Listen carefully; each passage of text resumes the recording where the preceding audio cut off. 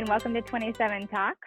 I am with my good friend Paige today, and I'm so excited to have her on with me today. And we get to talk a little bit about social media with her. And welcome, Paige. Tell me a little bit about Hi. who you are. Yeah. So, as Amber said, my name is Paige. Um, what I do is I am the social media and community manager at Phorest Salon Software. I've been there for about 2 years now. I love it so much. This is actually my first industry related job.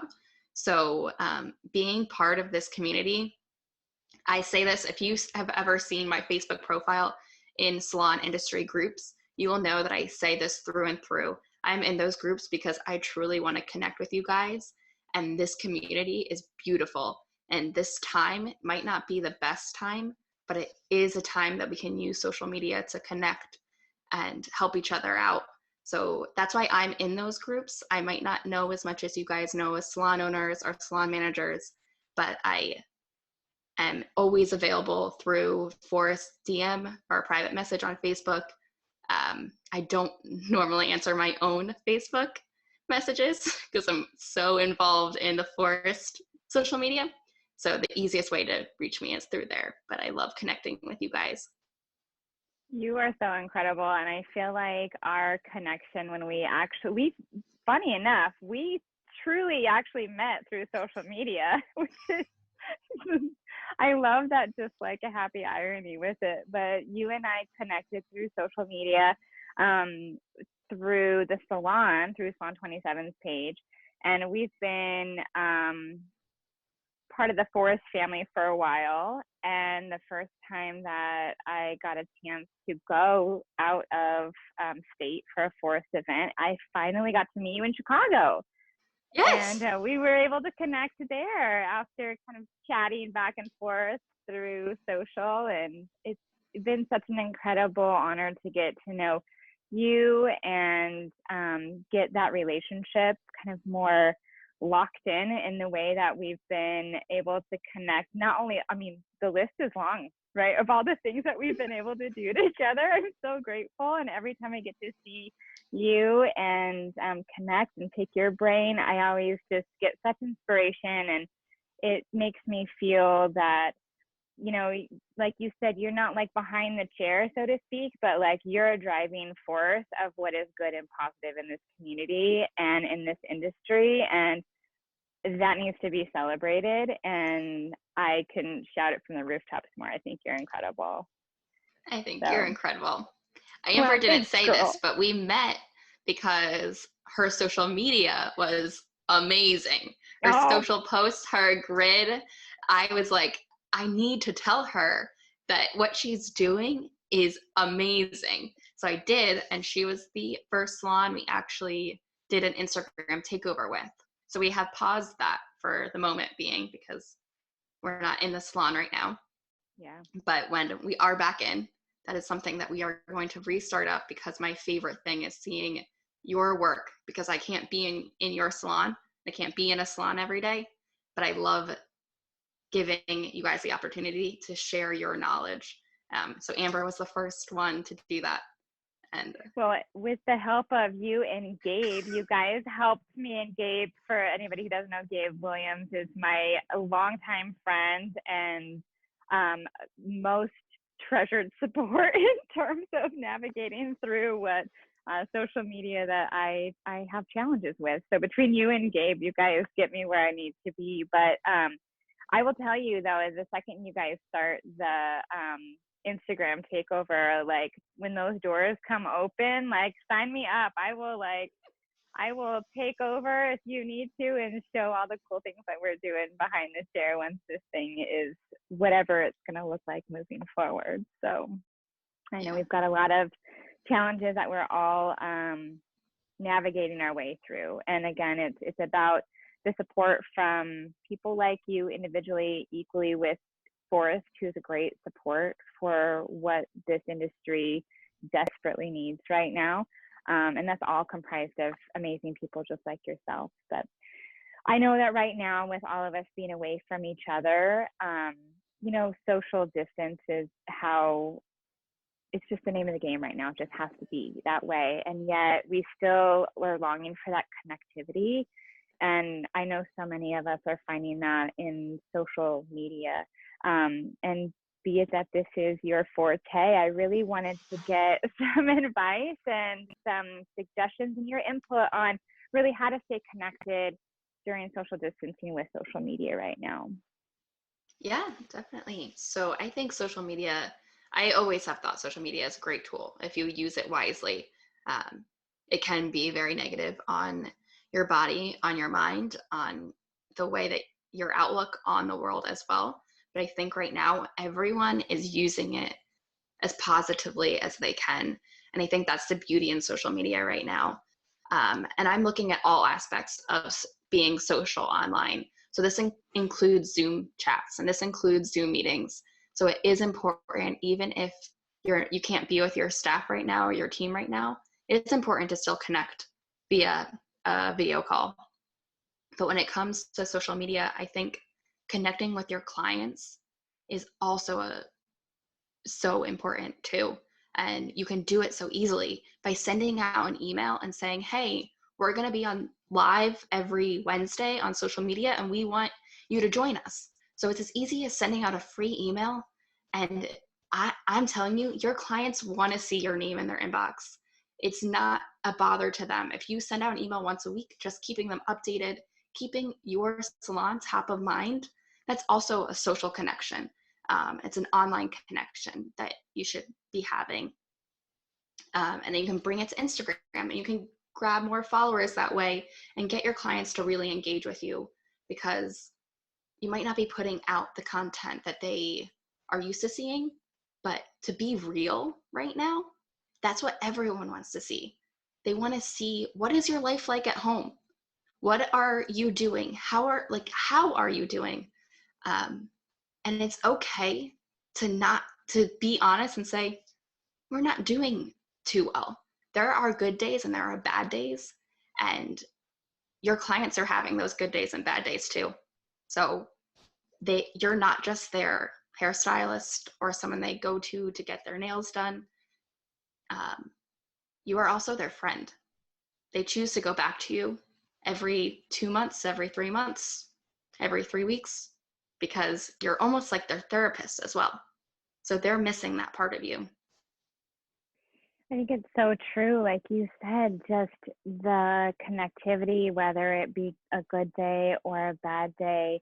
Gosh, that's exactly what we experience in the salon when the clients are in our chair, regardless of what this circumstance is right now. We've all been there where a client comes in and she or he has just had the hardest day ever, and they're there to check in with you and you to provide care and service and make them feel something different. And sometimes that power that's there is so tangible, and it's sad right now that we can't have that tangible.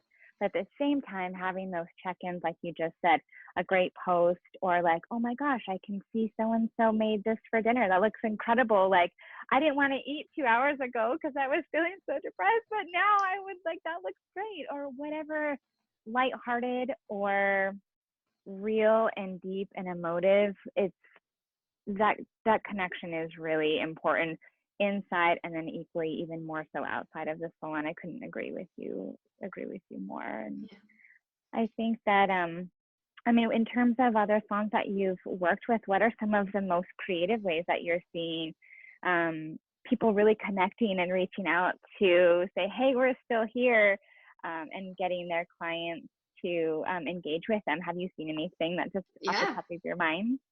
Yeah. So number one, I do want to say that I have seen so many of our clients step out of their shells right now, because social media might not be top of your mind as a salon owner or a salon manager, because you might be having someone at your front desk doing it. You might just have the pictures in your portfolio. Like you might say like, hey, send me a picture of one client that you have come in so I can post it to my social media, and you kind of create a schedule. You don't have that right now. So stepping out of your shell and becoming the focal point of your business is really important. So I've seen a lot of that. So I try to go live once or twice a week, and I try to get my clients our clients do come on with me. So when I'm live, I'm like, hey, I'm going to be on here for 20 minutes. I'm going to be working away. But if I see a request pop up, we're going to join and we're going to have a real conversation. When I've done that, because when I do that, our clients get notifications. So they pop on and they're like, oh, I miss seeing your face. I've heard this story probably about 5 times so far about clients that are now going live to speak to their clients because from the live that they had with me, they're like, can you please do more of this? We miss you. Like I don't know. I feel like I just preach it so much that I feel like people should know it, but people don't. Like our clients don't know that their clients, you keep using the word clients. And I feel like this is not making any sense. But I get it. Yeah. It's hard when I'm asking you to like, okay, we're talking to stylists, but your clients are typically the salon itself. And so in all fairness, and this is in real talk and full disclosure, is that, you know, I worked in nursing for like 5 years before I did hair, and I've been doing hair a long time. So it was a long time ago. Sometimes today still I'll be like, oh, your patient's here instead of your client. So listen, that's a farther stretch. Like yours, passable. But to answer your question, I think the most creative thing, it goes along the lines of stepping on the show, is TikTok. TikTok is seriously. Yeah. Yes. I made an account for Phorest, have yet to post anything, but all the clients that are on there, I love what they are doing. It's a quick 15-second funny update video. Let them know that you're real, that like I'm sitting at home personally watching TikTok all the time. And it's so easy to just fall down that rabbit hole. It's so easy. So I love it. I haven't had the courage yet to do it. I have a lot of friends that have. I've been getting the, you know, notices that they're up and live on TikTok. But yeah, talk about a rabbit hole, and you're totally right. Like it's so fun, and it really is kind of a nice way to engage in something so in almost a surreal way, because I've seen stuff from people I've couldn't even imagine that like prior to COVID that they would do something like that. And it's so fun and so acceptable, and it puts a smile on your face. And I think that's pretty cool. That's really cool. And bravo, and a nice round of applause seriously to every single person who has stepped out of their comfort zone, because it's not easy. It really isn't. And I think that to a degree, it's almost like, I'll just use myself as an example, as like desperate times call for desperate measures. I miss my clients so much. So I really have been putting myself out there in different ways that is uncomfortable. It doesn't come naturally, and that's why it's uncomfortable. But truthfully, the response back it is always welcomed with, like, you know, a heart emoji or a text later saying, it was so good to see you. And like you said, I miss your face. And, but it's not easy to do, but I do think it's great encouragement, and a big round of applause for everyone who's at least just trying to find a way to connect. Because really at the end of it all, we're just humans who really want to be around each other. And I think that these strategies are good to give that positivity and connectivity for sure. Well, other than TikTok, which is relatively new, is there anything new that you've seen in terms of social media platforms, and again, in creative ways that what is kind of like quarantine is demanded, and equally salon closures have demanded salons to do, that are kind of new and innovative? Yeah. So other things that I've definitely noticed on social media that a lot of the industry has been doing are creative ways to kind of reach our clients, is they've been starting an IGTV series. So it's not a new thing, but everyone has so much time right now, or we keep saying it, but every day goes by really fast for me. Isn't but that I keep the saying truth? Yeah, no, I keep saying, I'm like, but we have so much time right now. And like, but every day just seems to end really quickly. I'm like, ugh. Yeah. But anyways, we say it, so somehow we all believe it, that we have so much time right now. So Instagram TV series, I think, is a really great way that people are reaching their clients, because it's a longer video, but you don't have to do more than like 5 minutes, or it just has to be over 60 seconds. So it gets off your grid and into the IGTV platform. And they've done it on their retail products. They've done tutorials. They'll do kind of like a Q&A session. So they'll put a question up on their story, one of those little question boxes, and say, ask me a question and I'll answer them. So they'll probably collect around 5 to 8 and answer them in a 5-minute video. I think that's a very creative way to kind of be front and center in front of your clients. It goes back to they miss your face. They do miss hearing you talk. They want that connection with you just as much as you want to have that with them. And it's something that many people wouldn't even have dreamed of starting before. Like getting in front, like if you start this now and you start this habit right now, it could develop when doors reopen. You could still feel the, not obligation, because it's not an obligation at all. You could feel, I guess, the desire to continue to do it. And you won't be nervous about it. You'll actually probably feel even better because you'll get to see those clients again. And they'll be giving you real feedback in person. Absolutely. I think that's a great tip and great advice. I feel like too, you're right. We say we have a lot of time right now, and it does. It's like the days are like, the week is long, but the days are like short. Like I don't know how it's like sun up to sundown. I'm like, oh, it's already over, and I didn't get the checklist done that I needed to get done. But all right, well, there's tomorrow. We'll handle it again.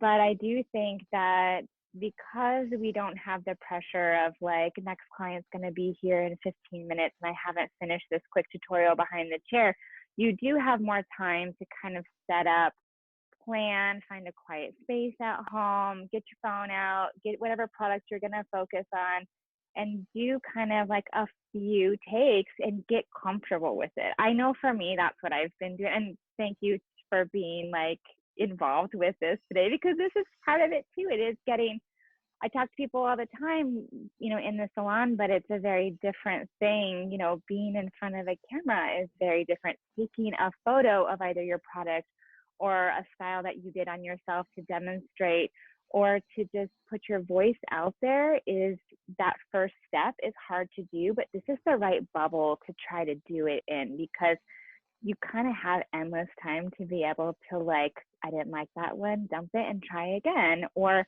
that one didn't work, but people really wanted to know more about whatever like step B would be. So I think it's a good time to trial, much to your point. And then once we're out of whatever this is, as we move forward, that maybe the habit will be there, and that people will still crave more of that.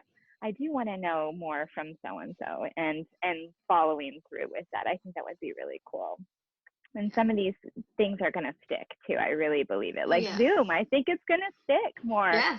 Not that like every corporate America job, like everybody knew Zoom, but it's like every stylist in the US right now, like, oh, there's this thing called Zoom. We can Zoom our, employees and team members and all that, but it's new to us. And I think that it's going to stay around too. And I think too, our clients want to see more of engaging even with them too. Have you seen any of that? Like not only just with like the live stuff, but salons who have been trying to reach out either via Zoom or FaceTime. Have you heard or seen any of those instances of connectivity? So yeah, I've heard a lot of clients. I've been getting a lot of DMs about clients actually doing that, reaching out. So not to plug this, but we do 30 Days to Grow, which is just 30 tasks that are pretty easy. But this year we've done a quarantine edition. So it's all tasks you can do from home with your team as well via Zoom conversations. Really great. And I love it. We're participating and we love it. But like one of those days, we said you should phone your most loyal clients or phone clients that had appointments, just talk to them, catch up with them, and have that conversation. But we found a lot of people had like their cell phone numbers, right? So they were just like, oh, let me FaceTime them. So that I felt I was like, oh, that is actually smarter. You can actually see your clients. So I felt like, I feel like people are doing that, and that actually has a better result. Not that you're trying to get a result, but it has a real, more meaningful connection. Absolutely. And yeah.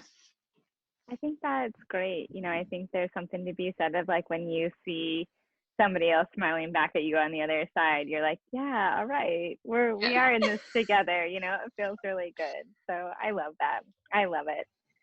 Well, it is going to be more exciting as these weeks come through with everyone's creativity in terms of what content they're putting out there. I'm excited to see what you guys keep providing. When I say you guys, but you, Paige, you are like the driving force of all of that, at least from the Phorest side. And oh my gosh, and you also have your own personal project too, Tales and Ales, which is amazing. So you're going to tell me a little bit about that? I can, yeah. Will you tell everybody else about that? So last year, my boyfriend and I started a dog walking, dog boarding business, and it's called Tales and Ales, for reasons of we love dogs, but we also love beer. So my boyfriend works nights, and I work during the day, so we don't get to see each other during the weeks. But when we started boarding dogs, it felt like we were almost still together. Like we had this team that, what am I saying? We had this thing that we were doing together. You are a team. we are a team. Yeah, we felt like a team. Yeah. We felt like we were doing it together. Like he would leave for work, and there would only be like an hour or two before I came home from work. And he'd be like, I fed the dog, I took the dog out. So it felt like we had this responsibility together, that even though I didn't get to see him during the week, I knew that he saw the dog and that I saw the dog, and it felt like we were doing something meaningful before the weekend where we could actually spend time together. But unfortunately, due to the pandemic, we can't do that anymore. People are home with their dogs, which is also much better. I'd rather the real humans be there walking their dog, spending time with their dog. Listen, even dogs want to have like a play date with other humans. I mean, you are providing not only a service for humans, but it's like when kids go to grandma's and they're so much more excited to see them. That's what you guys are. Yeah. Those dogs are missing you. They are. Yeah. I hope so. They are. But then we decided, because we couldn't do that, we actually launched a podcast called Behind the Leash. And this is something, well, now I see Ryan all the time because I'm working from home. We also just moved houses, and but we started Behind the Leash podcast. This was a goal of mine. My 2020 goal was to start a podcast, and I got him on board, which was really exciting. And we launched our first guest episode on Friday, and I am just so happy about it. And I know it's a silly thing to be happy about. Like, it's just like, she started a podcast. I'm like, but it was our first guest episode. So it was episode number 3. And in that episode, our guest actually said it's really important to celebrate the little successes. And I also I wrote that down in my journal, and I think it's really important. And I continue to tell anyone I see that it is important to celebrate the little successes. So even if it's you jumping on an Instagram live and it's your first time and you're like, I had 4 viewers.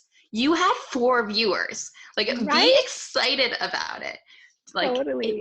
It's your first time on. You had 4. I think the first day I launched our first podcast, I think I was the only one that listened to it. I think we had 1 listen. Pretty sure it was me. But we have many more listeners now.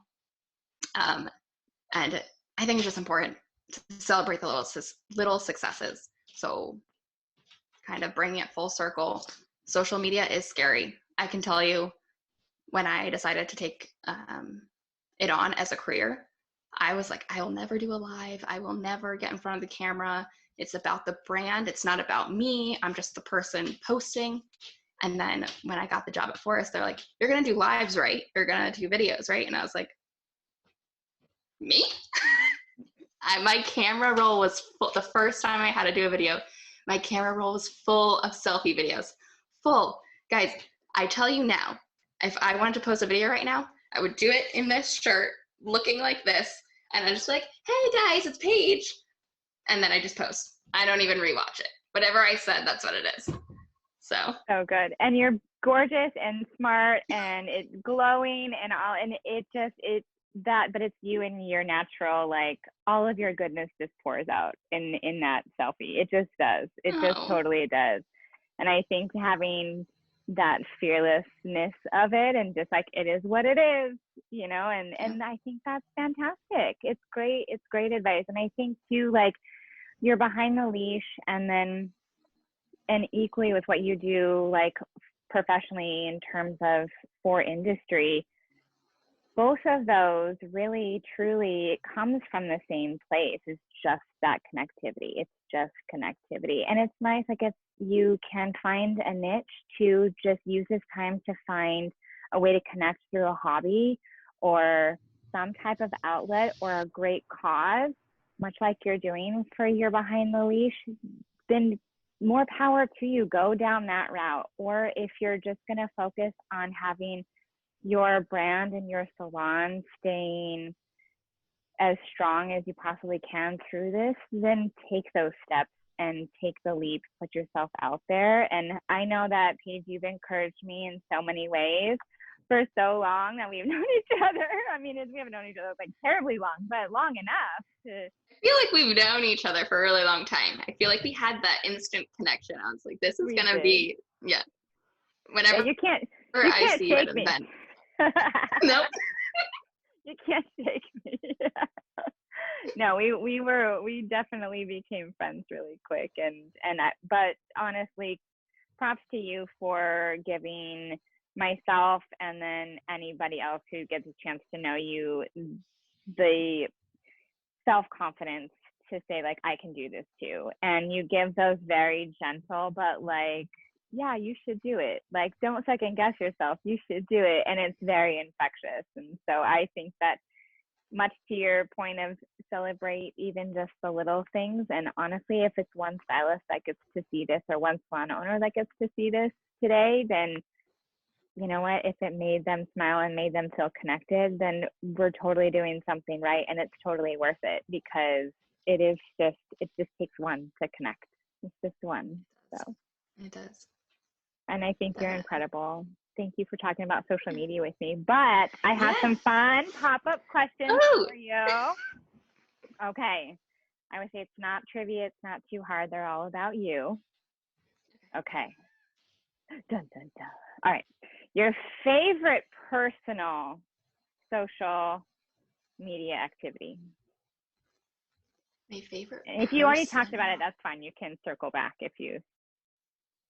But like, when you pick up your phone and you want to go to social, like, what's your favorite thing to do? Okay. My favorite thing to do is to get onto my personal Instagram account, which does not happen often, believe it or not, because I love my job to the moon and back and around the universe. And I sometimes find myself scrolling through Phorest feed more than my own. So when I get the opportunity to scroll through my own and actually see what my friends are doing, I love that. And then I guess, like, what I hate to admit is I love TikTok, but as I mentioned before, it's a rabbit hole. So if Ryan if my boyfriend sees me on it, like, I sometimes I'm like, slap my phone out of my hand because I won't pay attention to anything for an hour. So like last night I was just in bed scrolling and he's like, it's 1 a.m. and I was like, oh shit. I know you don't sleep anyway though, but now I know it's because TikTok. Well, now it's because of TikTok. I used to be like on, I don't know what I was doing. I actually was never really on my phone. TikTok has now you're on it all the changed time. my life. Yeah. Yeah, well, my ongoing joke is how much my screen time percentage has increased since quarantine. Because no joke, I mean, you know me well enough to know, like, I'm behind the chair and I'm there all day long, and I never pick up my phone. The end of the day, I have like 35 text messages, and I could get to them at 9 o'clock at night. My screen time average was under 20% pre quarantine, less than an hour a day. Wow. Quarantine, wow, skyrocketed. So yes, put your phone in sleep, or put your phone down and go to sleep. Make sure you get your rest. Okay, what's your favorite dog breed? Breed of dog. Oh my God. This is so tough. So I am really big with adopting dogs. It's my favorite dog breed is any dog that I see in a shelter. But like, if this breed could be adopted, because it's very rare that they are, it's a Bernese Mountain Dog. Oh, yeah, so cute. I know, they're so cute, but they also are really big. They're like my size. So right? Yeah, like a human on 4 legs. Yeah.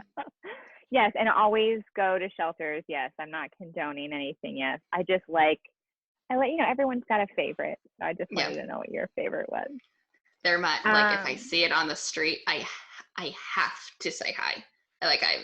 Right now I can't. I know social distancing, can't say hi. That pains me. But before that, it's like, what's your dog's name? We have to be friends. I love your dog. It's awesome. Okay, so since you've been in Philly for how long now? 2 years now. 2 years? Okay. So since then, in your 2 years of being in Philly, what is your favorite thing to do in Philly? My favorite thing to do is bike. Well, like what it used to be, bike to breweries. Awesome. Yeah. Just like a brew pub crawl on a bike. Pretty much. I love it. That's awesome. Such a cool city too to just walk and bike in. It's just walking the streets in Philly. I had so much fun when we were there together, and like so many cool spots. So yeah, I'm sure that would be endless fun and activities on a bike for sure. What's your favorite color? Blue. And why? It's a 2-part question. So I'm not sure exactly why, to be honest. I know when I was in kindergarten, everyone told me I should like the color pink because I was a girl, and I was like, ew, I hate pink. I like blue. And then ever since that, like every room I had ever been in, the color was blue. We just moved last week, and Ryan already painted the bedroom blue, so I was like, it's got to be blue. Like, I don't know. I just love it. Listen, sometimes there's like emotional, like visual happiness, right? Like you just see a color and you're like, yeah, that feels like a warm blanket, or that makes me smile, or it's awesome. Yeah. Everything blue. I love it. Okay, what's the easiest thing? So staying on a positive note, what's the easiest thing about quarantine? Because we know the list of hard things is really vast and long. So what's the easiest thing? The easiest thing. I find it, so not to go off on a tangent, but it was really hard in the beginning. It was really hard in the beginning. And now I find the easiest thing is that this is easy. That if you make it easy, it is easy. So remembering that you can take it day by day, and you don't have to be stressed. So the first week when I was told I had to stay in my home, I was extremely stressed. I couldn't find a place that I felt comfortable working. I was like moving from spot to spot. But I think the easiest thing now is that this is easier than we thought it would be. I don't know if that makes sense. It makes perfect sense. And I feel like it's just the testament to us as humans is that like when we put our mind to it and we set a routine in, we can overcome anything. We truly can. And I think that those are really, it's like kind of a wise take on a challenging situation, but making the best of it, and then realizing that we're all strong enough to do this together, I think is phenomenal. It's so good. In quarantine, because we all know how much we're cooking right now, and I know you've moved too, so it's kind of hard because I'm sure your kitchen's been packed for a bit. But what's the most creative thing or interesting thing that you've made food-wise in quarantine? Okay, so Ryan is the cook. I didn't know he could cook before this, so that has been a huge blessing. He has no excuse not to cook now. He was holding out prior? Is that what you're saying? Yeah. So he can cook. I actually started a TikTok account for him, and it's called Ryan Cooks. Yeah, and so I just basically video him as he cooks, and he gets annoyed. But the most creative thing that we cooked together was sweet potato stuffed with barbecue chicken. Really? Yeah. Like Delicious. a baked sweet potato? Yeah, baked sweet potato. The chicken. Yeah. That So sounds good. crazy. That's awesome. Yeah, and then he made some sauce to go on top. But yeah, it was so good. That's awesome. Yeah, he's definitely creative. That's fantastic. I feel like every meal, I've been joking that every meal in our household is like an episode of Chopped, because you're like, I have these 10 ingredients that were leftovers from like 3 different meals. What can I repurpose them into something totally delicious that my children will eat? Yeah, that's been a challenge. I feel like the children part is the challenge. I mean, I love them. I love them to pieces, but yes, it's the challenge, especially when you make something and then you're like, all right, here's dinner. And they're like, I didn't want that. I'm like, we're in quarantine. You must eat it. I feel like how my parents were like, you won't leave this table until you finish every last bite. That's how it feels like. We're in a pandemic. You have to eat all your food. Can I ask you a question? Yeah. So having kids during this time, what are you telling them? I don't know if this is like a really deep question, but I've been wondering, like, I couldn't imagine. Yeah, it's a really good question. And I have to tell them both separate things, because I have a 5-year-old, which in his mind, this is the best thing that has ever happened to him. He does miss his friends and play dates in his kindergarten class and all that. Don't get me wrong, but he is such a homebody that, like, normally taking him out to dinner, like if we go to family dinner once a week or something like that, he just wants to stay at home and have tomato soup and watch a show and go to bed. Like, that's who he is. So this has not been too much of a stretch for him, other than that he still has to do school and he doesn't understand why he has to do that. He doesn't really grasp what colds are or viruses are. He doesn't understand much of it other than we have to stay indoors. But he's willing and accepting of it because it's his favorite thing to do. My other one, who's 8, Lucas, struggles with a lot of germ phobia prior to this. And so it's been very, very difficult to navigate some of his preconceived fears and worries and stressors in terms of the phobias that he had already had in place, that this is kind of the worst scenario that could happen to him as far as what his fears were already in place. And so I think that he is understanding that this isn't forever, and that he's understanding that the fear, as long as he gets control of it and as long as we're safe and we have these things in place to protect us, his fear and worry is subsided a little bit. But I think we're going to navigate through what returning to the new normal is going to look like when here in our state, and when we make our personal decisions of, what it looks like in terms of us leaving the house, what that's all going to look like, I think Lucas is going to hit kind of a new hurdle with that, and how moving forward, what's going to be his comfort level with that. And so Chet and I are both very candid with him in terms of the honesty of what the best information we can pull from what this looks like in terms of spread, in terms of illness, in terms of why it's important. But I think the thing that's the most scariest to adults, I'm not sugarcoating with him, but I'm not telling him its entirety of that, because I don't want to have him be more fearful, but let's instead focus on how we can make ourselves safe. So it's been a challenge for sure, but we do it with good intentions and navigate through the best we can and answer every question that might bubble up, and then try to put to rest some of those fears that do come up with him that are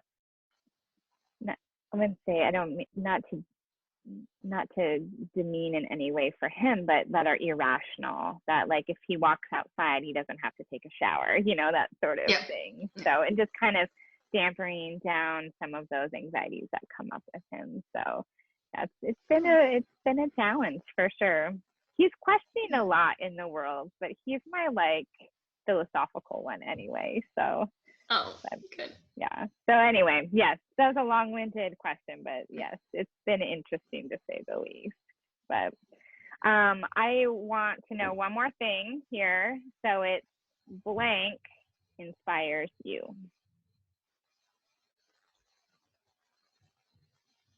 I think people inspire me. That was like the first word that came to my head, but I think that's true, that I get a lot of my inspiration from other people, from not that I'm copying them, but I listen to a lot of podcasts. I go on a lot of runs and walks, and I take in the environment and the people around me. One of my favorite things about being part of Phorest and part of that team is that I get to learn from them, and I am inspired by almost every single coworker I have. They all are completely different, but they're all amazing too, and they all bring something different to the table. So I think every day I'm inspired by people. And you inspire me too, Amber. You inspire me to no end. Absolutely. I think we're both so lucky to, one, have just met each other, and then two, that we both get a chance to work in these environments with such incredible people that you can't not feel passionately inspired by and in awe of the things that they can do and create. And I feel like I know your Phorest family is much like that, and our Salon 27 family is much like that. And I think that's why we all gel so well together, is that we all come from this place of good and creating and inspiring and trying to make a difference, right? At the end of it, we all just want to make a difference. So definitely, I think people inspire me too, absolutely. And I think you couldn't have said it better. Oh, thank you.